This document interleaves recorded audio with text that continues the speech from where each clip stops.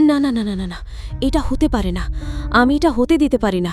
এই কোম্পানি শুধুমাত্র একটি কোম্পানি নয়, দাদু অনেক কষ্ট করে এটা তৈরি করেছেন।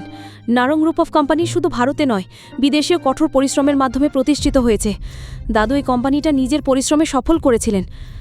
আমাদের একটা ভুলের জন্য শুধু এই কারণে যে আমরা কিছু করতে পারিনি, আমি আমার দাদুর কষ্টের ফল নষ্ট হতে দিতে পারি না। আমাদের কিছু একটা করতেই হবে।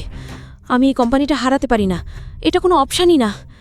আপনারা সবাই দয়া করে কিছু ভাবুন।